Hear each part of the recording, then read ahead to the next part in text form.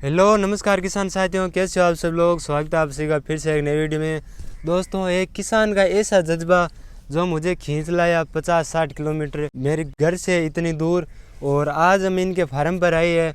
और इनके जज्बे को देखते हुए तो मैं इनको सलाम कहना चाहूँगा वीडियो से पहले ही। बाकी मैं सलाम क्यों कहना चाहूँगा वो तो आपको इस वीडियो के अंदर पता चलेगा।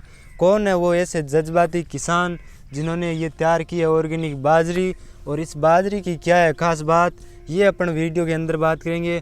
और अभी आप मेरे पीछे देख सकते हो, बिल्कुल देसी तरह की बाजरी है जिसको खाने से लौह तत्व की जो पूर्ति होती है वो बहुत ही अच्छे मात्रा में हो जाती है। और बाजरी को जो मेन खाने में जो बॉडी में जो एनर्जी आती है वो बहुत ही अच्छी आती है। गेहूँ खा खा के इंसान बीमार पड़ रहा है, बाजरी एक अच्छा खाद्य है। हमारे बड़े बुजुर्ग पहले से इसको खाते आए हैं, पर आजकल बाजरी नहीं रही। ये ऐसा मैं इसलिए बोल रहा हूँ क्योंकि आजकल हाइब्रिड बीज ला के उसके अंदर इतने रसायन डाल के उस बाजरी को कमज़ोर बना दिया गया है। अत्यधिक उसका दोहन अगर बाजरी के अंदर किसी रसायन का करेंगे तो वो अगर उसका 30% 40% तो बाजरी के अंदर आएगा ही आएगा। अगर वो अपन खाएंगे तो जैसे महिलाओं में माहवारी जैसी बीमारियां हो गई, इंसान के अंदर भी अपन देख रहे हैं कि धूप में चक्कर आ रहे हैं, कहीं भी चक्कर आ रहे हैं, तो बीमारियां क्यों हो रही है? वो इसीलिए हो रही है कि जो अपना खान पान है उसमें चेंज हो गया है। पर एक ऐसे किसान से मिलवाते हैं जो लगातार पिछले 12 वर्षों से ऑर्गेनिक खेती करे, और इनके इसी एक्सपीरियंस को आज आपके साथ शेयर करेंगे। और इस बाजरी की पूरी क्या खास बात है वो आपसे मिलवाते हैं और जानकारी प्रदान करवाते हैं। तो स्वागत है सर आपका एक बार फिर से नए वीडियो में। जय किसान साथियों, जबकि देखने लग रहे थे बाजरी की फसल 12 साल जैविक खेती है। आप बाजरी की बात करें क्यों आपने आज सरकार जोर दे रही मिलेट खेती। अब मिलेट है पहला आप आई खाता राजस्थान की धरती में कणक ने तो आप फलका कहूँ था, आज आप इन्हें छोड़ चुका। थैलियाँ वाला टोलिया के मिलाड़ो है घरे पीसेड़ियो तो आपने 15 दिन में बिंग इल्ली गेटा पड़ जाए। और बामा इसो के मिलाड़ो है जो साल ताई बामा कौन पड़े, बामा बेंजाइल पैरा ऑक्साइड मिलाड़ो है जो अपने लीवर को बैंड बजाते हैं। प्रकृति को नियम है जीव द्वारा ही जीव पर नियंत्रण।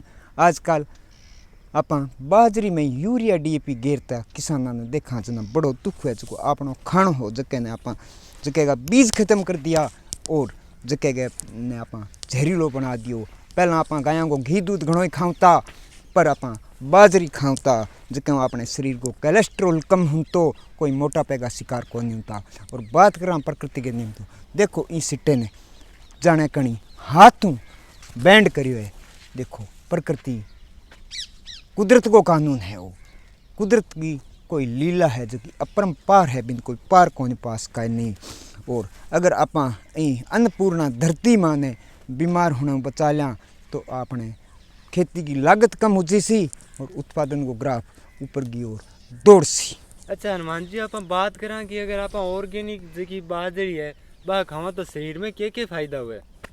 शरीर में कई आज प्रेगनेंसी संबंधी बीमारियां देखने लग रहे हैं। हाँ, आपने भी किसान हार्ड वर्क करनी है, बीमारी होने लग रही है हार्ट जैसी क्यों हुए, कैंसर जैसी, क्योंकि आप स्लो पॉइजन है जो हमेशा स्प्रे करा उसा संगे सागे बिन पीवा। और कई बार तो हर वर्ष देखा हाँ अखबार में खबरां भी छपेड़ी आवे है कि युवा जहर छिड़कते टाइम बांगे ऊपर आप कहाँ जहर चढ़ गयो भी जहर हूँ ऐसे में ही कालगा ग्रास भी बन जावे है।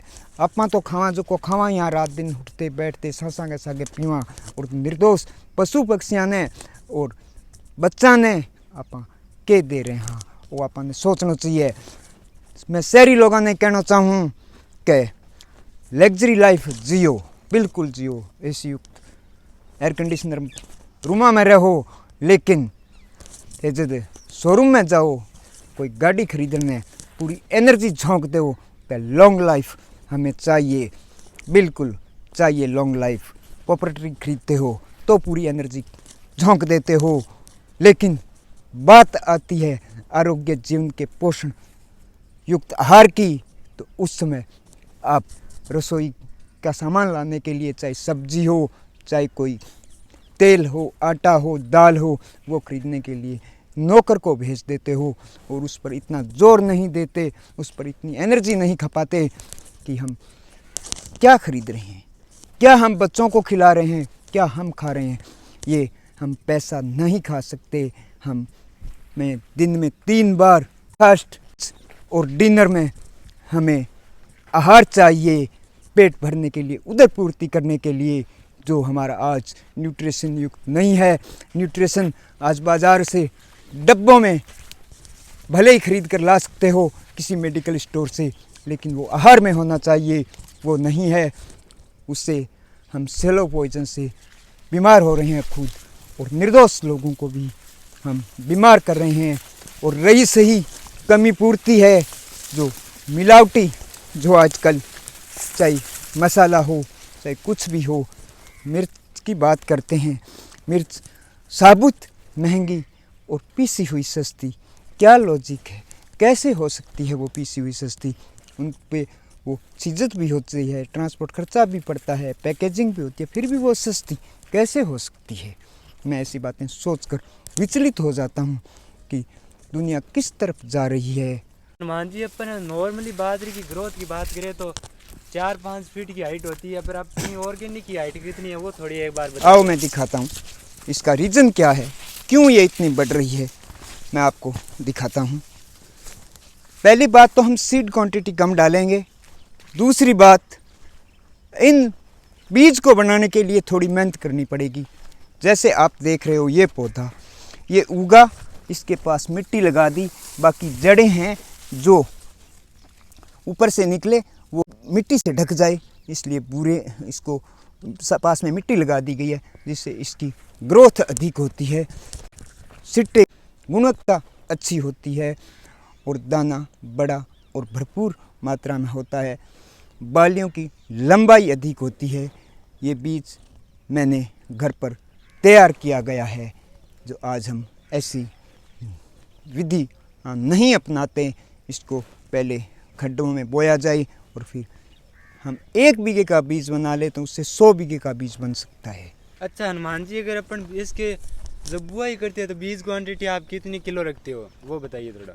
बीज 1 किलो से बाजरा का अधिक नहीं रखते। आजकल रासायनिक उर्वरक और पेस्टिसाइड्स डालते हैं, वीडिसाइड्स डालते हैं, हर्बिसाइड्स डालते हैं, जिससे जर्मिनेशन क्षमता कम होती है, जिससे लोग 3-4 किलो तक सीड क्वांटिटी बढ़ा देते हैं। अगर तो उनको पोषण भी नहीं मिलता है पूरा।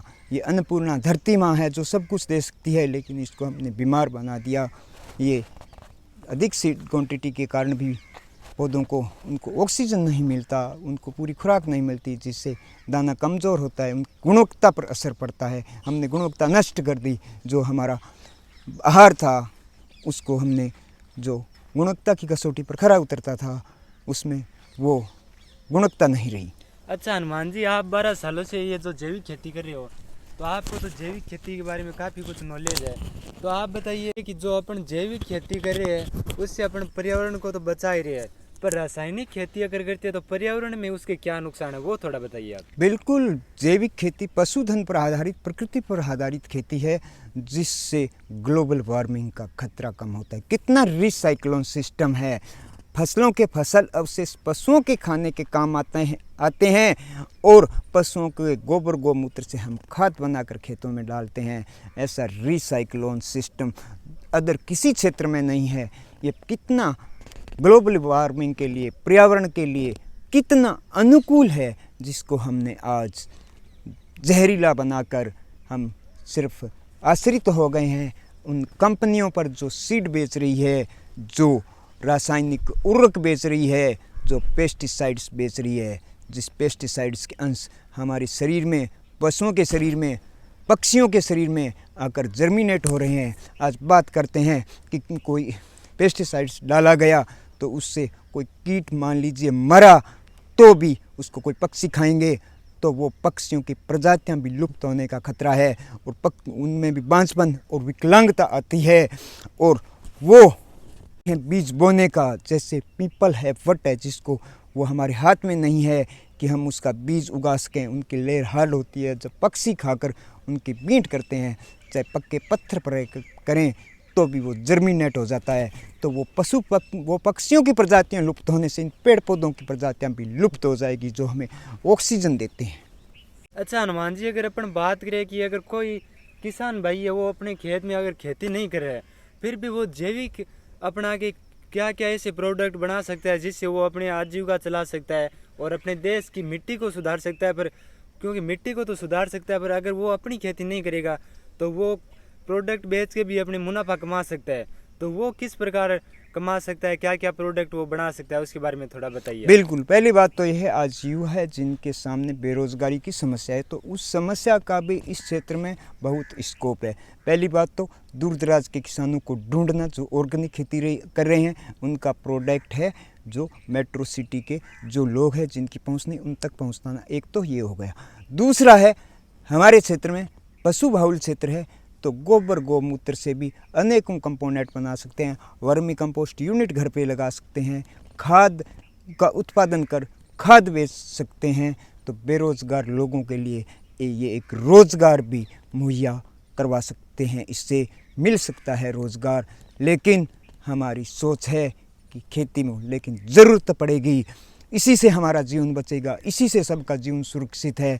जब हम पर्यावरण और प्रकृति के अनुकूल हम खेती करेंगे, इनके अनुकूल कंपोनेंट अपनाएंगे, तभी हमारा जीवन सुरक्षित है और रोज़गार भी भरपूर है। आज युवा इन कामों को कर सकते हैं। वर्मी कंपोस्ट बना सकते हैं, जीवामृत बना सकते हैं, घन जीवामृत, अनेकों कंपोनेंट हैं जो अपने छोटे से घर के एक कोने में भी बना सकते हैं और एक अच्छा कमाई का जरिया बन सकता है उनके लिए। तो किसान साथियों, आपने देखा हनुमान जी ने एक बहुत ही अच्छी बात बताई कि जो जैविक खेती करते हैं वो तो अपना फ़ायदा ले ही सकते हैं। बाकी अगर कोई किसान भाई जैविक खेती नहीं करता और वो बिज़नेस का आइडिया अपनाता है तो इसके अंदर एक बिज़नेस का भी बहुत अच्छा स्कोप है। जैसे कि इन्होंने बताया कि जो ऑर्गेनिक किसान है वो अगर किसान खेती करेगा तो मार्केट तक नहीं पहुंच पाएगा।